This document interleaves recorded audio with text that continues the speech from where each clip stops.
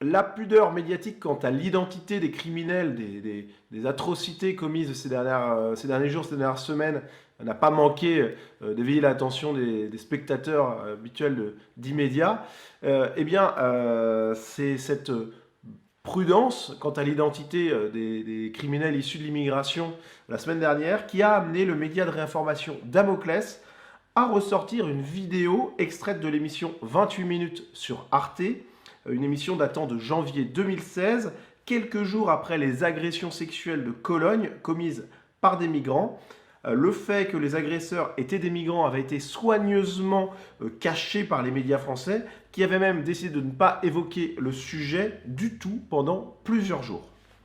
Alors voici ce que Jean Quatremer déclarait à cette occasion en janvier 2016. Le problème de la caractérisation de ces agressions sexuelles, c'est exactement le problème qu'on a eu en France pendant des années. Moi, je me rappelle encore d'un article, un truc absolument extraordinaire, sur une affaire de tournante en banlieue parisienne. Et tous les noms avaient été changés. Et c'était tous des Alain, des Frédéric, des Marcel, des Maurice. Sauf qu'en réalité, c'était des Mohamed, des Ahmed, etc. Et la presse, bien pensante, les bobos parisiens, disent « Ah, quand même, si on les caractérise... » Sauf que les lecteurs, les gens qui connaissent l'histoire et la réalité, savaient très bien ce qui se passait.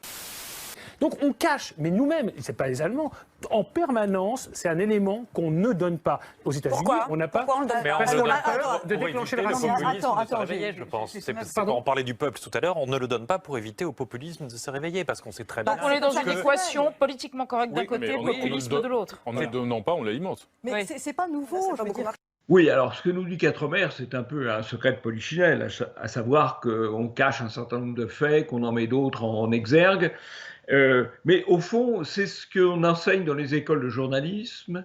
On enseigne aux élèves journalistes, à être responsables, c'est-à-dire à traiter l'information non pas seulement en fonction des faits, mais en fonction de l'utilité ou de l'inutilité des faits par rapport au combat politiquement correct. Et donc, à partir du moment où une information